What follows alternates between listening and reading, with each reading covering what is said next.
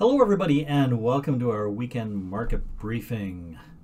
Let's get right into this. So everything we do here is for educational purposes only. We are not investment advisors, do not provide investment advice. All trading and investment decisions are your own and done at your own risk. Hey, why don't you go ahead and go smash that like button. We'll get that out of the way really quick. And as soon as you've done that, we can move over and take a look at our earnings for the week. And we have a big week for earnings.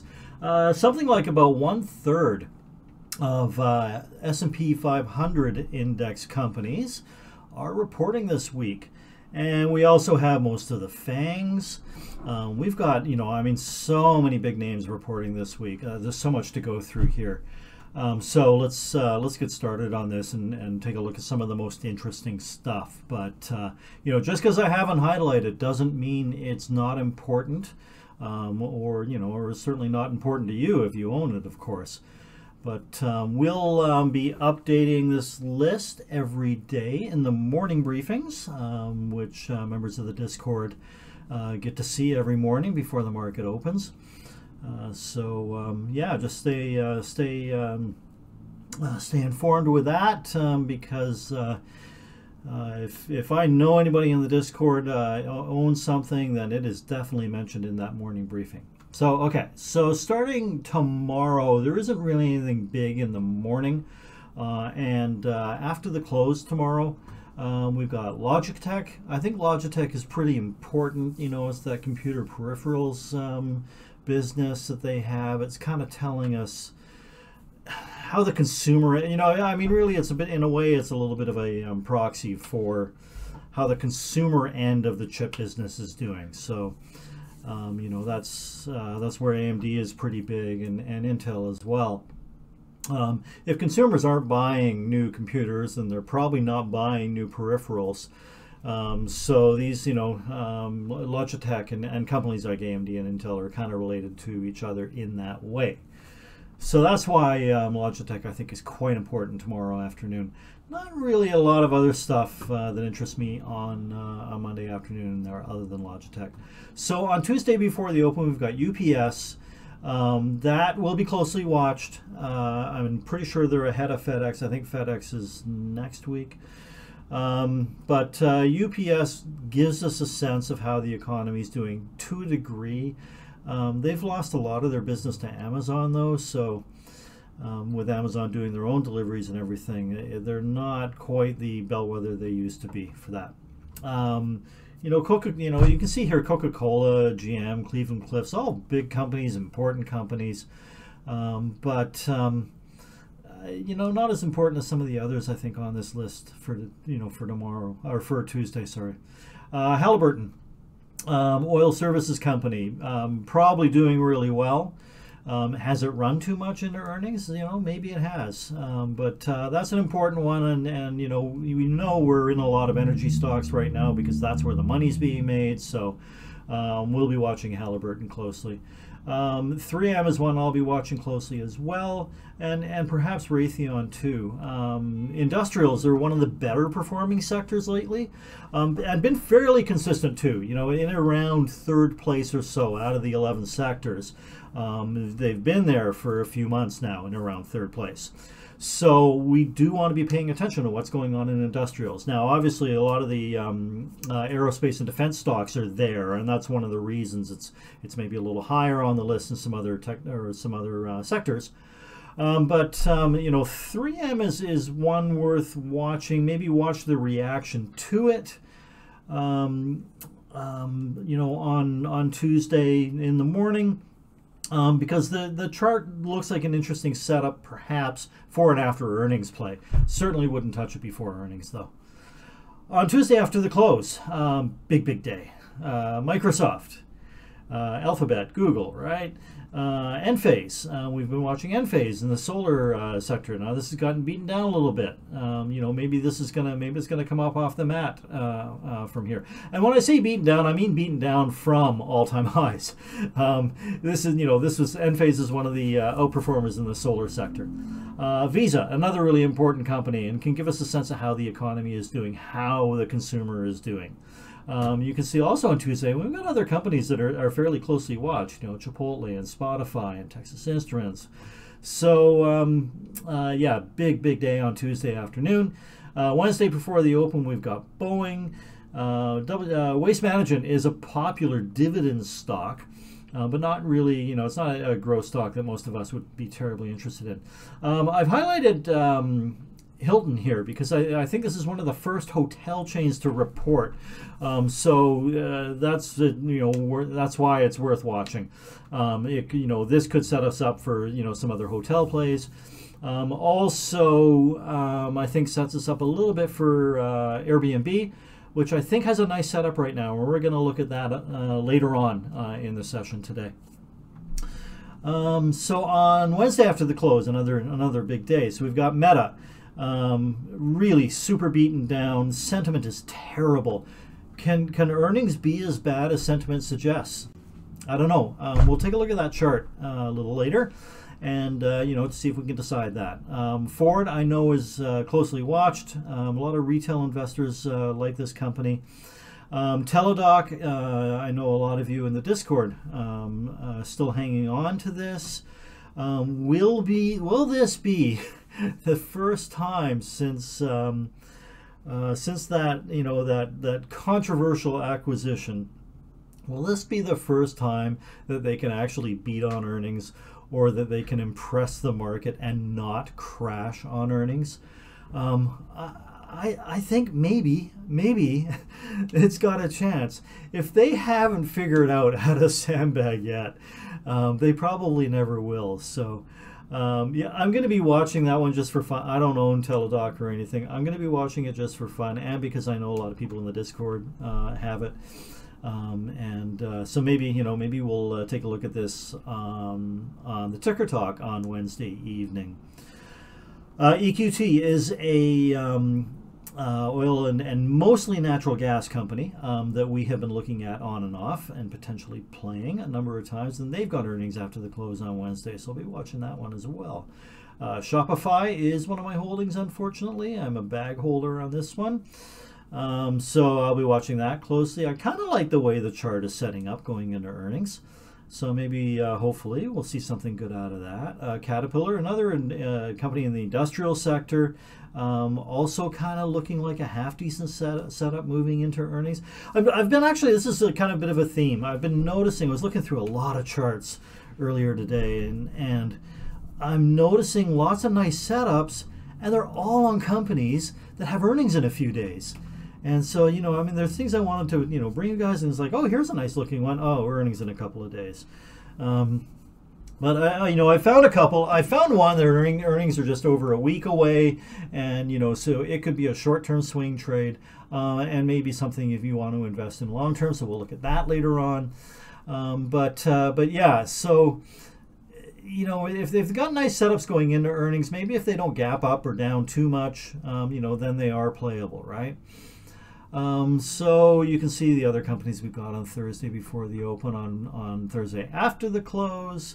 Apple, probably this might be one of the most important earnings of the season. I mean, Apple has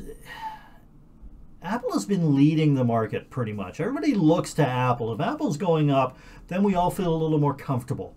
If Apple's going down, we're a little concerned. Because Apple has outperformed through almost all of this bear market. So that's going to be very, very closely watched. If Apple fails to impress on Thursday, I think we're probably looking at down for a few days probably, and for other reasons too that we'll go into in a minute. But Thursday, I think Thursday after the close, are critical that these companies do well. So we've also got Amazon. It's important that they do well, of course. Intel as well, for obvious reasons. Friday before the open, we've got ExxonMobil and Chevron and some other energy companies. But ExxonMobil and Chevron are the big guys in there, and it could inform where we go from here with our energy trades. So there you go, big earnings week. It's be careful if you're looking at any setups or anything.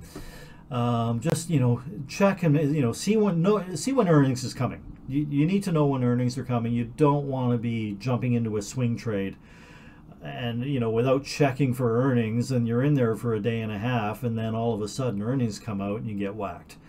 That's just a mistake that you shouldn't make. You can't afford to make. So don't make that mistake. Always check your trades and investments for earnings. All right, so on the macroeconomic front for the week, on Monday we have the Flash Services PMI and the Manufacturing PMI. PMI, of course, stands for Purchasing Managers Index. These are really important numbers. These are, you know, I mean, when we look at inflationary numbers, we're kind of looking at CPI, PCE, and then our PMIs. And the Fed is looking at these numbers as well.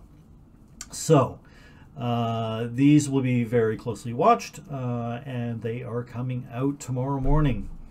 On Tuesday, we have CB Consumer Confidence. Of course, we want to see, you know, is the consumer, normally we would want the consumer to be super confident. If the CB, you know, the consumer confidence number goes up, generally the market goes up. However, because we're all worried about inflation and we want to see inflation come down, we want to see the consumer losing confidence a little bit. Not too much, but, you know, we do want to see them lose confidence a little bit. Because that tells us that everything the Fed is doing with raising rates and yada yada is working, and inflation should be coming down. On Wednesday, we have new home sales. You know, again, this is important for the economy because it tells us how the real estate sector is doing, and that's very important to the economy. However, right now we want to see this coming down. We want to see slowing in the retail sector, or not retail, sorry, real estate sector, but not too much slowing. On Thursday, another big day. This is a big week for the macro as well. So on Thursday we have advanced GDP for Q3. Now, as you know, we've already seen the last 2 quarters of negative growth. I don't know why they call it negative growth. Why don't they just say contraction? But most people say negative growth, so that's what I'll call it. We've already seen 2 quarters of negative growth, indicating in most people's books that we are in a recession. So it'll be really interesting to see what happens here. If Q3 also comes in with negative growth, that would pretty much confirm that, yes, we really are in a recession, no matter what your definition is. On Thursday, we also have durable goods orders. This is another important, it's sort of a indicator for inflation, potential inflation. You know, if the consumer stops buying these durable goods, and these are these are big things. These are things like washing machines and refrigerators and that sort of stuff, right? If the consumer is slowing down on buying those, then that's another piece of information we want to see to say, hey, you know, inflation has probably peaked. And then always on Thursday we have unemployment claims. Friday we have the core and non-core PCE price index. PCE standing for personal consumption expenditures. And we watch this one really closely because this is the Fed's favorite inflation measure. They like this better than CPI. So obviously this is really important, and make it even more important on Friday morning is because we have a Fed meeting the week after. So on November 2nd, we will be getting a rate announcement from the Fed. So this is the last PCE index before that announcement. So if this comes in hot, you can bet that the market is not going to be happy about it. And we will see a down Friday without a doubt. If this comes in lighter than expectations, that could set us up for a nice rally, although I'm not sure how much we want to rally going into a Fed meeting, into an FOMC meeting. So yeah, lots of stuff to watch this week. All right, let's get into taking a look at the markets, see what's happened, over the past week, and see what we think, will happen going forward. So we're going to start with the S&P 500, as we always do. Actually, you know what? Let's go to a weekly chart first. So here's our weekly chart, and you can see that we've come off those lows nicely and have a nice big green candle. Our low was right around the close of the previous week, so that's nice to see that it held there. I also want to point out this orange line is the 200-week moving average. A lot of people have been talking about this, and we can see how the market is holding nicely above it. When it has poked down below, it's gone back up again fairly quickly. So that's important to see. So everything looking pretty good here on the weekly, although we are coming into some overhead resistance, specifically that 380 level or 3,800 if you're watching the S&P 500 index. So let's go back to the daily here, because I want to point out, we've got some head and shoulders patterns that have, well, we've got that, this head and shoulders top, or you could call this actually, this head and shoulders here, you could call that a continuation pattern, of this downtrend, or in the much shorter term, I mean, if you call this an uptrend, then head and shoulders top. Anyway, the point being here that this head and shoulders worked out pretty much perfectly. I mean, almost to the penny. It hit that target on that big down day and has bounced nicely off of there. Well, now we're setting up a head and shoulders bottom. It's not as clean as that head and shoulders top was, but you can clearly see this in here. And I have marked out a target, and that target is in the 405 area, and you can see that that's an area that is acted as, we've got that as a major support resistance line. And it also gets into that gap area. That seems like a very reasonable target. That seems like an area that we would have trouble getting through on the first try, and may consolidate sideways in that zone once we get there, if we get there. Well, we'll get there eventually, but I'm not saying we're getting there right on this leg up, but if this head and shoulders does result to the upside, that would be our expectation. First things first, though, we've got to get through this 380 level. And you can see that we've got a downtrend line right there as well. It is possible with a good strong Monday, coming off of this strong Friday that we had, it's possible we could just cut right through that and not even think about it. Then the next stop is the 388 area, and you can see that we've got a 50-day moving average and a 100-day moving average coming down into that area as well. So that could be that's another area of potential resistance. We get through that, and then we can maybe go attack, get up through 400 and attack this target.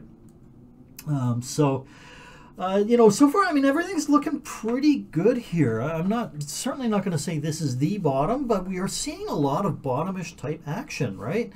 We're seeing volatility in here. Volatility is increased. We can look at our ATR and see how much volatility is rising. Our ATR, average true range, is rising. That means volatility is rising, right?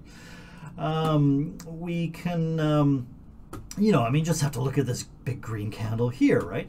This RSI divergence that we saw, and how we started to, we've started to climb out of the hole after this RSI divergence. So things are looking pretty decent for a rally to really kind of begin here. And the other interesting thing is like markets were up, believe it or not, markets were up around 5% this past week. Yeah, I know that probably seems hard to believe. It certainly did not feel like a week where markets were up 5%.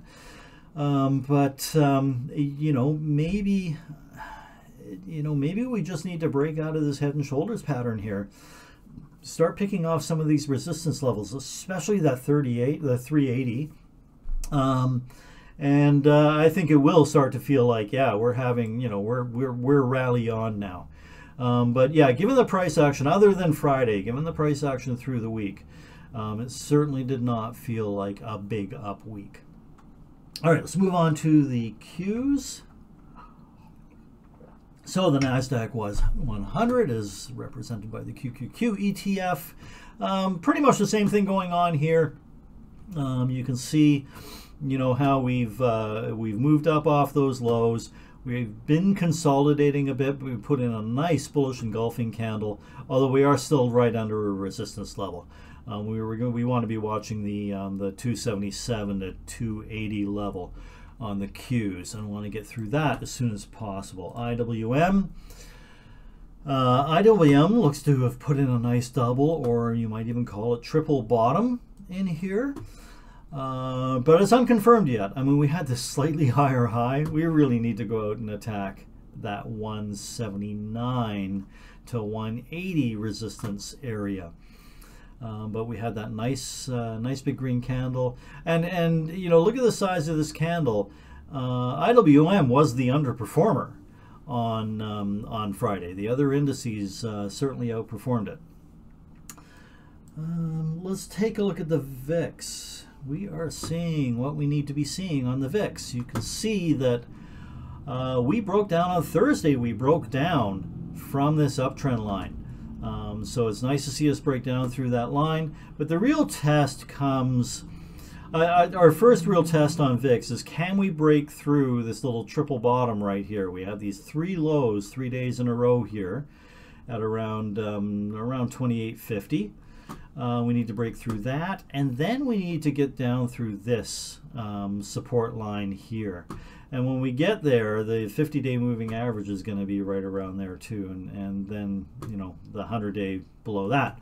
But yeah, this is an important level. This 28-ish, 27.5 to 28 area. We get below that, and I think that we'll really start to see, you know, some nice rally in the market. Let's take a look at the 10-year yield. That spiked up, or gapped up, to a new high on Friday. I mean, it was basically, you know, it gapped up all week long, essentially, or most of the week anyway, to new highs. Fairly strong move there, but as it tried to get through that former uptrend line, which is really now the top of the channel, it got rejected and pushed back down into the channels. That's nice to see. It would be really nice if on Monday we see continued downside on this. Come down, you know, if Monday we come down to the bottom of the channel, that'd be great. And if on Tuesday we broke through the bottom of that channel, even better.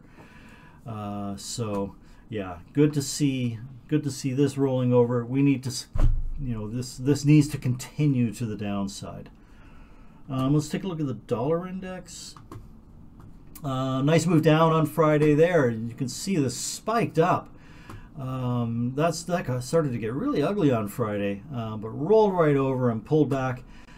There is looking to be some support here, though, right around the 112 area, as we're coming into that accelerated uptrend line. We really want to see this break. So if this, you know, if the dollar is coming down, if dollar is down, equities are up. If you put a correlation chart together on these right now, it is be almost 100% correlated with that, or sorry, inversely correlated with equities, right? So yeah, obviously want to see this break down some more. Let's take our DCA timing tool. Let's take a look at that. So our DCA timing tool, we still get the MACD. Line is below the signal line, so the DCA timing or DCA model is turned off right now. We're not adding to our index trades. However, I think if we continue to rally a little bit, I think this is a pretty decent time to be nibbling on your indices.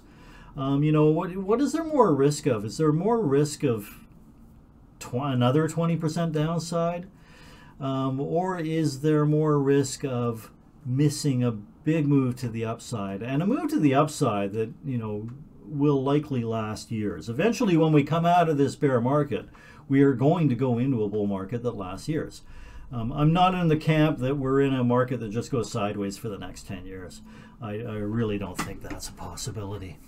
So, you know, I'm not suggesting anybody front run this signal, but it is something you might want to consider. You've got to decide that for yourself. You know, are you a systematic trader and you obey the signals, you know, because the math works on that?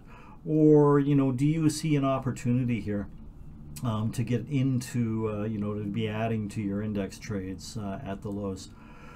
So you can see the SPY, I think, is probably actually the worst one of these, or the one that's going to, you know, be the last ones to turn back on.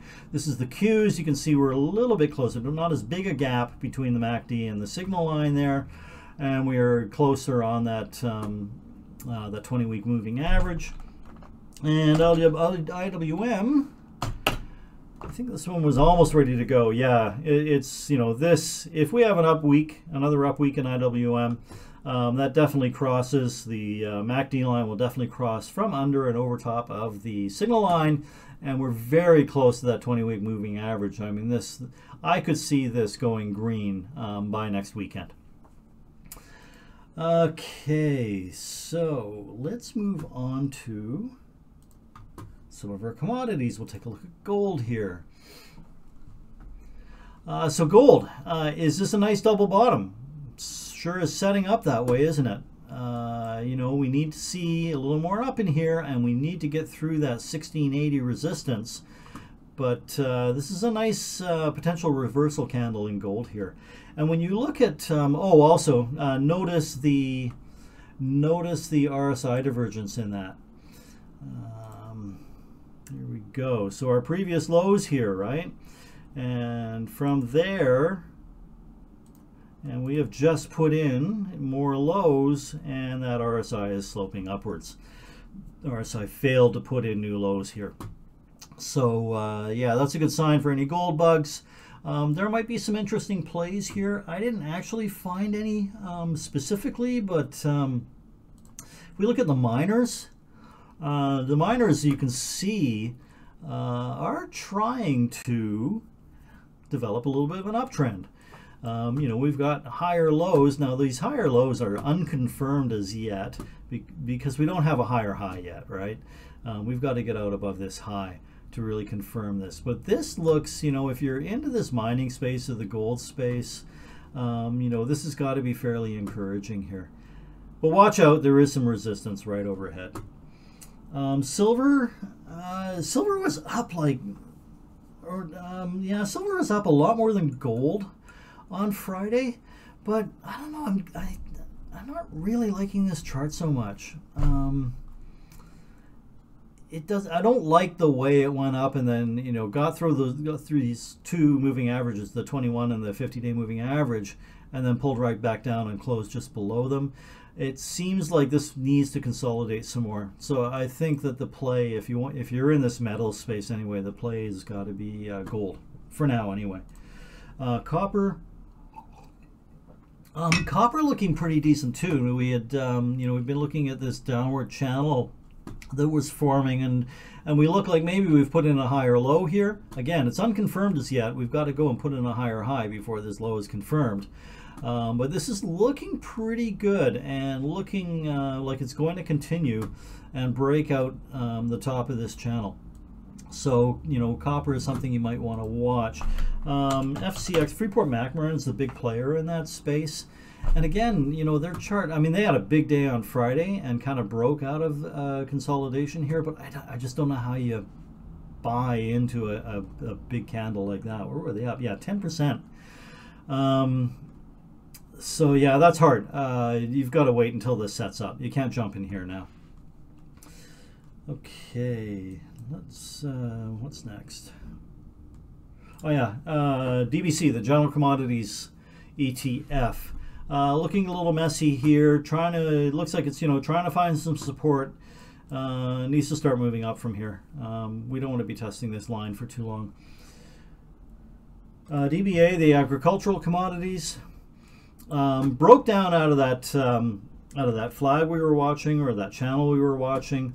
Hasn't been able to get up into it yet, but hasn't completely fallen apart either. and you know, it's getting nowhere near its target, which is around this previous pivot low. Got a couple of days worth of support here, so you know, this does look like it wants to turn up, but it has a bunch of resistance overhead. So look at crude oil. So we've been watching this potential head and shoulders bottom on crude oil as well. This appears to be still setting up nicely. I don't like the last couple of days of price action here. These sort of weird looking dojis, you know, you've got a selling wick on that on Thursday, you've got a buying wick on Friday. It's very indecisive. Big volume on Friday too. Yeah, just don't like the look of it. This you know, this is so indecisive. How am I supposed to make a decision, right? So this is just wait and see on oil. Although we do have a bunch of plays on, and you'll see why when we look a little deeper into this. When we go beyond the commodities themselves, we're seeing really good things. But you know, oil needs to keep the, you know, the move going up here. Natural gas is still just falling apart. Another really big red day on Friday. I guess, you know, once it got down below this pivot here, and we're coming into, you know, so we're going back to levels. I can't remember when the Ukraine war started. I bet you somewhere. I bet you in here. I bet you that's the day the Ukraine war started. Yeah, we're coming into some levels here that are going back into the early part of the year. But we're also coming into an area where we should be seeing really good support. You know, between here and about 475 should be pretty strong support. You know, this is getting way oversold. I hate that term.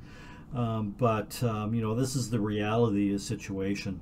This has come down too far, so we've got to watch for a bounce here. You can see RSI is below 30, which is actually very rare in this commodity. We've got to go way back. Where's the last time? It might have been in early 2020 was the last time it was below 30. So yeah, it's a rare occurrence to see that below 30. Maybe it was here for a sec, but you know, if this interests you anyway, I mean, go back and look at this chart, and every time it you know, gets really near to 30 or goes below 30, it almost instantly bounces like it did right here. Whereas another, you know, got close to 30 here, and that was you know, an intermediate term bottom, right? Where else is there's another one right there, and look at a couple of days later, strong bounce. So there could be a play here in natural gas. That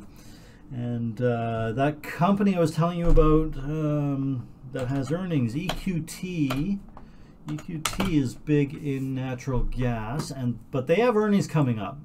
They have earnings on 27th. What is that? Or 26th, Wednesday? No, Tuesday. Anyway, yeah, it must be Tuesday. You know, this is almost a decent setup if this can stop falling. If this can, if the 200-day moving average here holds, and then they survive earnings and don't gap up too much after, there could be a play there for you in earnings. And natural gas, of course, bounces as well, looking like it should do. All right. Let's look at XLE, the energy sector ETF. And you can see, so it's strange, a little strange, that given that oil is choppy, natural gas is falling apart, but our energy sector ETFs, so the companies within the energy sector, are doing really well and breaking out to the upside. You know, I pointed this out I know I pointed it out on Wednesday for sure. I think we talked about it before that, though. We talked about this, we must have talked about this last weekend. How this is looking ready to break out here, and it could be a really nice move. Well, that's exactly what's happening, and it's still looking really nice, and it looks like we're going to go and fill this gap. and then, you know, probably go on to test these highs up here. But you know, these energy companies can only go so far unless the commodities themselves start moving back up again. They will run out of steam. But these companies often lead the commodities. So this is really really interesting price action that we're seeing going on here. XOP, the oil, these are the production and exploration companies. Haven't quite broken out yet. In fact, tried to break out on Thursday and failed, but went right back to it on Friday.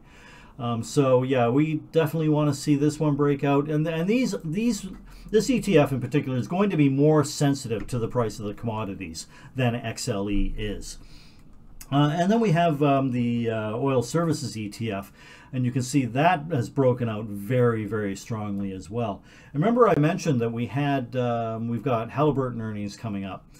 I can't remember what day it was. I think it's Monday.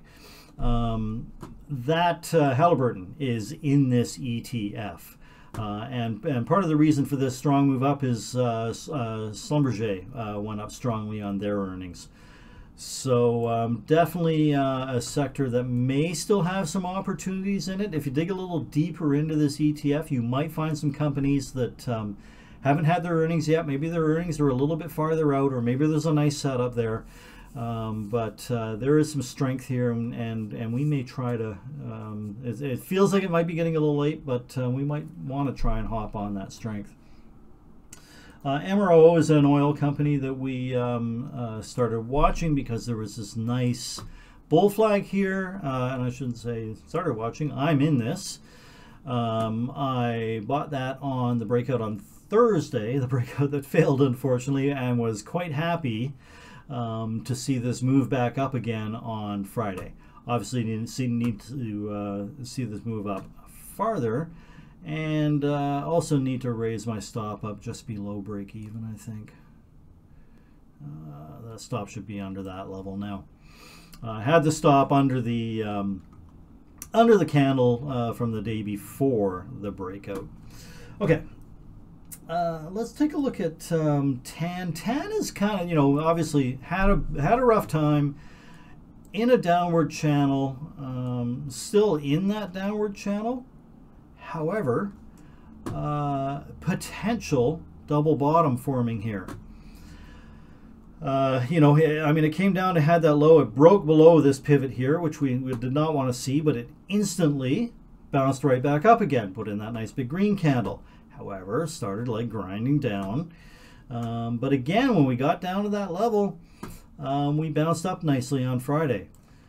This has got to get moving though. I mean, we got to get up and at least test this resistance level. Ideally, we come up and test the top of the channel, which is also where the 21-day moving average is.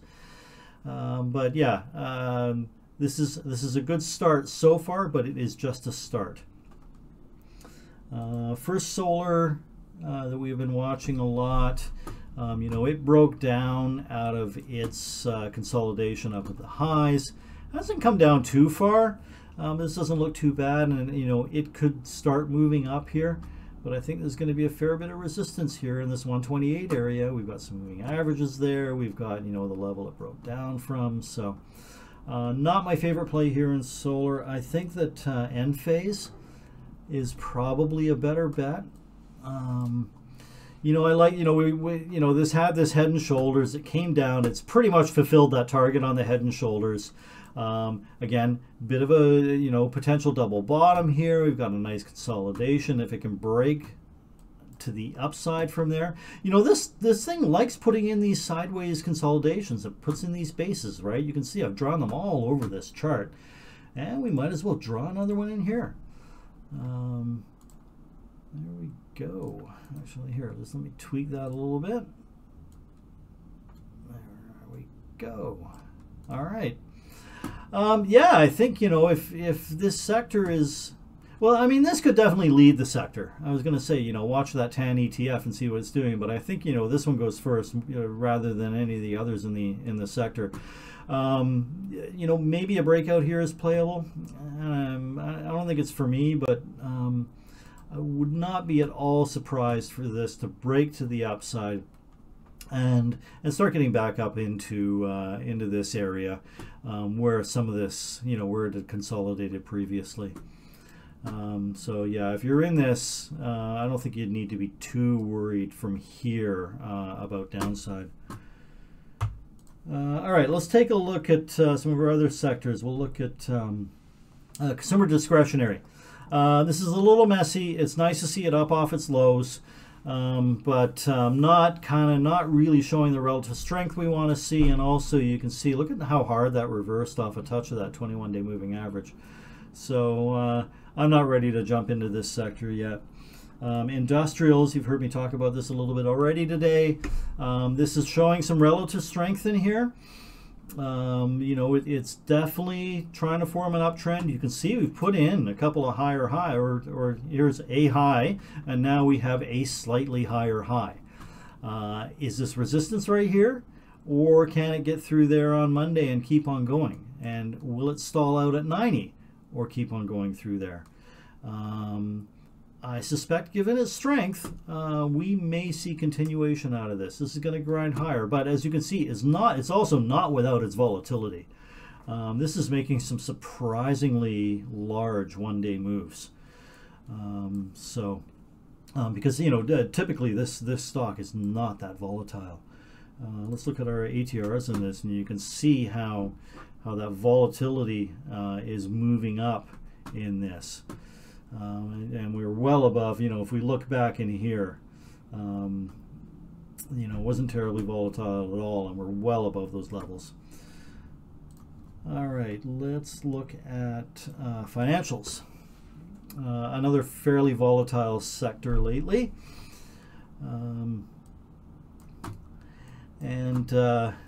You can see that quite choppy, but off the lows. Even put in a higher high here, but instantly got rejected. Needs to keep moving up. And we really need financials to do well. Financials are not doing well, then the market's not going to do well. So be really nice to see some health come out of here. Let's take a look at technology. I'm actually fairly impressed. I mean, it doesn't look like much on the chart, but I'm fairly impressed with this price action that we've seen recently in technology, because I mean it's been terrible. This has been a terrible sector, one of the worst. But this looks like a decent recovery, and I'm glad we've gone and completely closed down this gap now. So we'll get rid of that.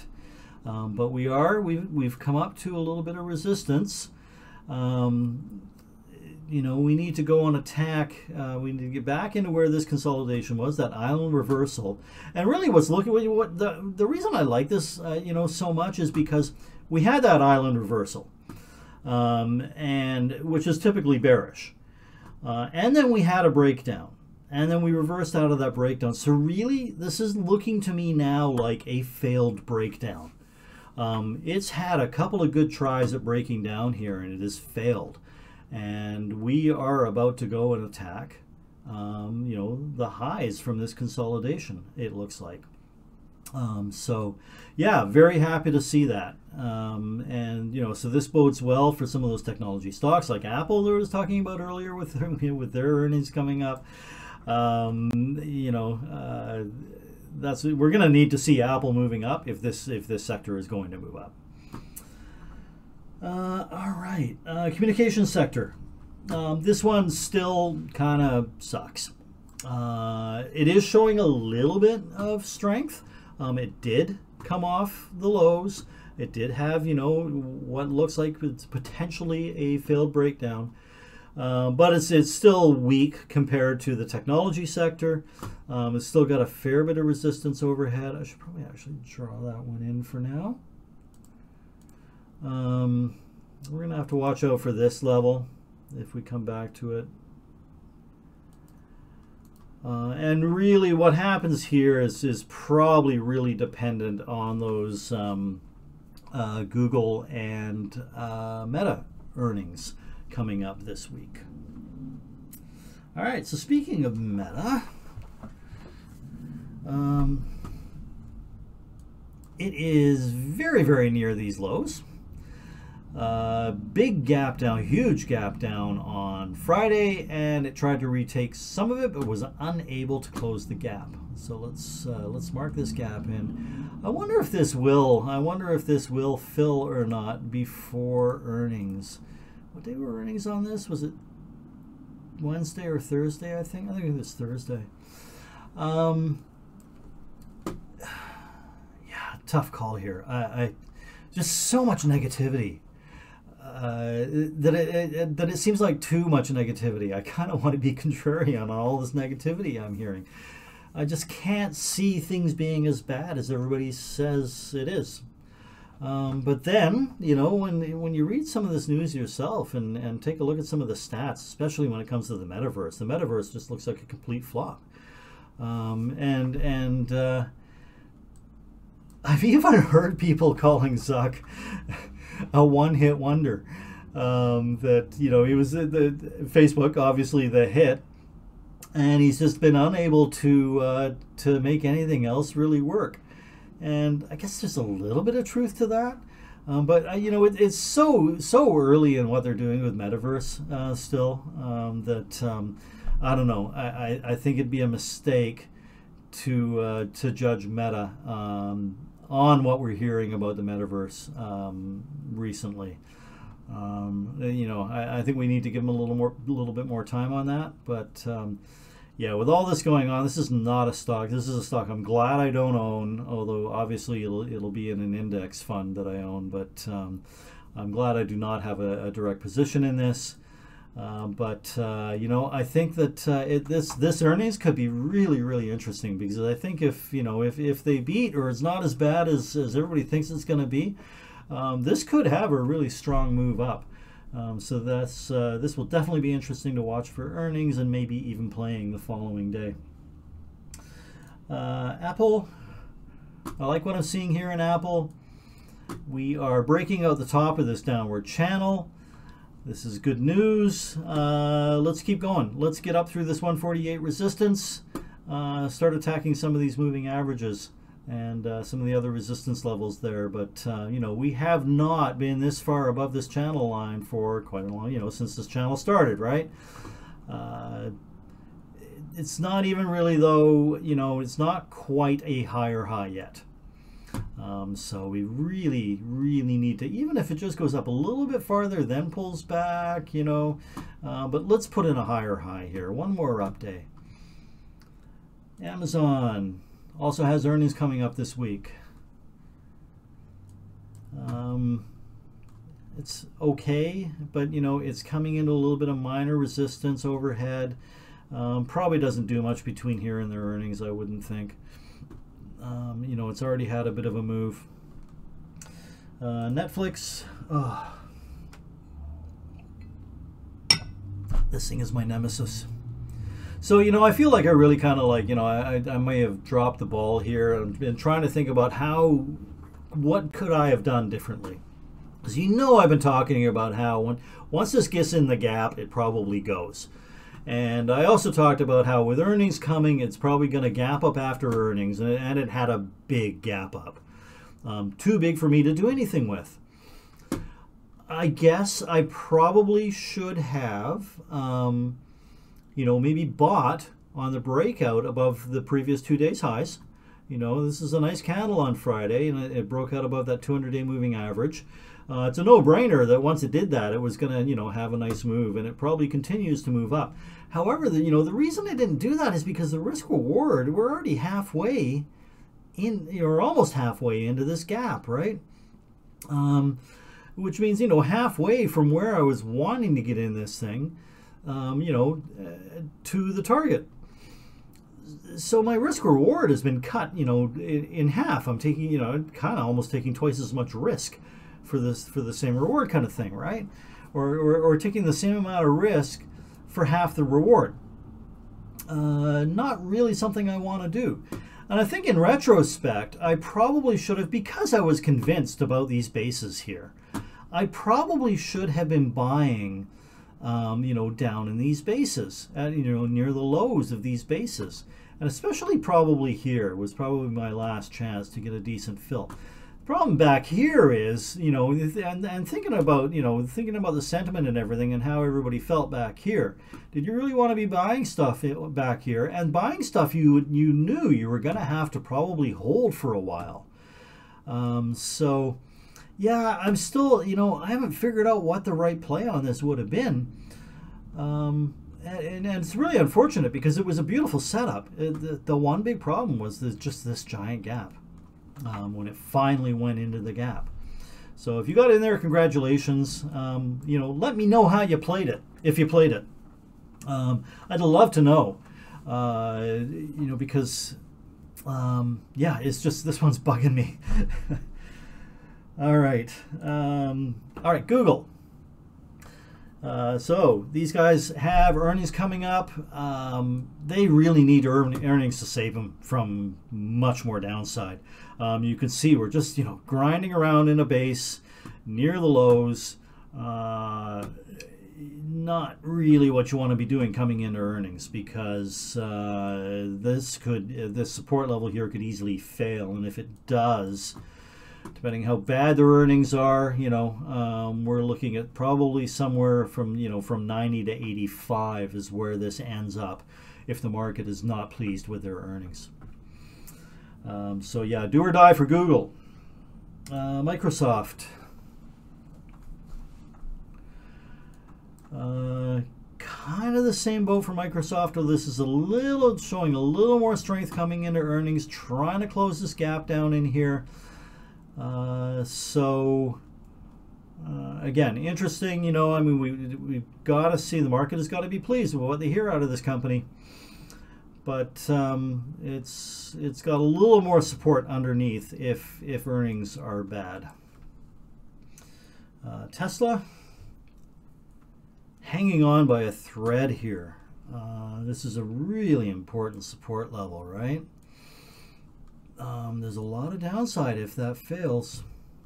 Next stop is in around 188. We've got some gaps below that. It's like there's a lot of dead air coming up. There's really, I mean, there are some minor support levels, but there's a lot of dead air down to 150. And that would be a 25% drop, right? So this has got to bounce off this level. I'm not sure when their earnings. Oh, their earnings aren't until January. That doesn't make any sense. Last earnings were in July. That can't be right. If anybody knows when their next earnings are, why don't you go ahead and put that in the chat for me, please? All right. So, bit of a double bottom forming here. Nice recovery off of a breakdown through that important level. Nice recovery from there on Friday. Got to keep going though, and we've got a little bit of a gap here. Let's for fun draw that gap in.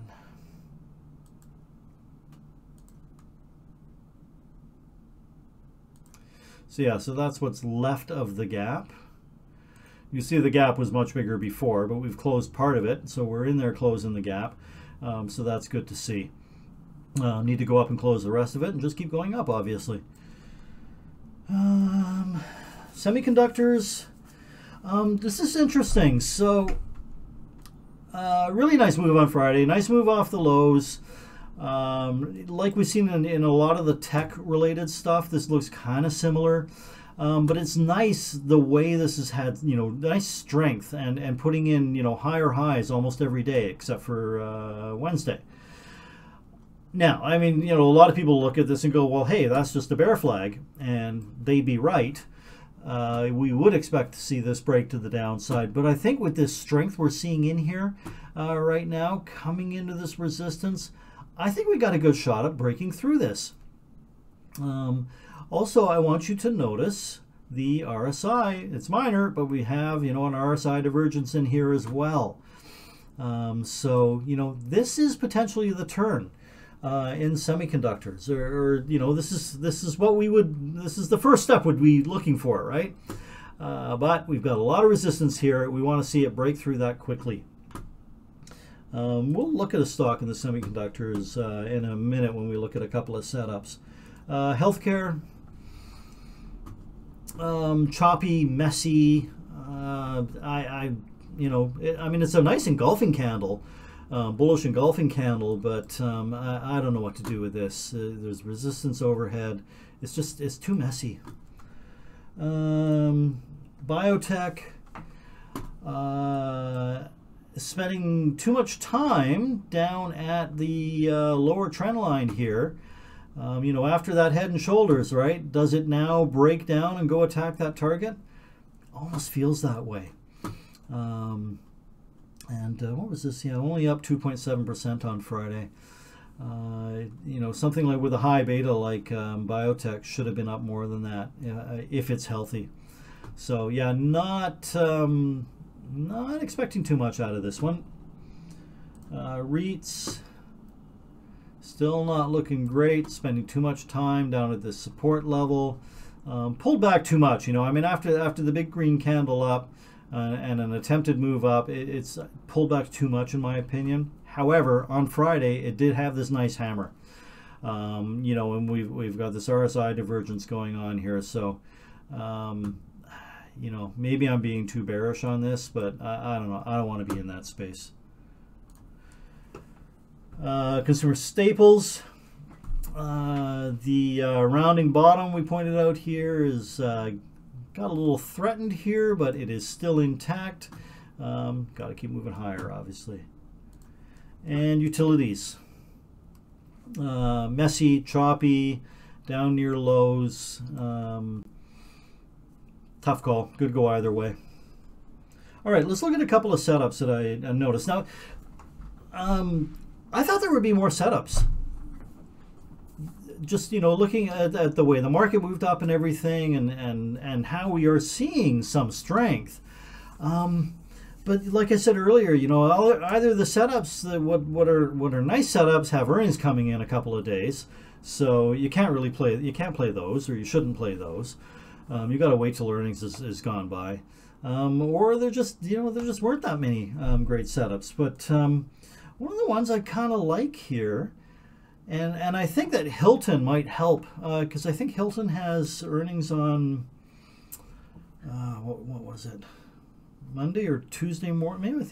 Maybe it was Tuesday morning.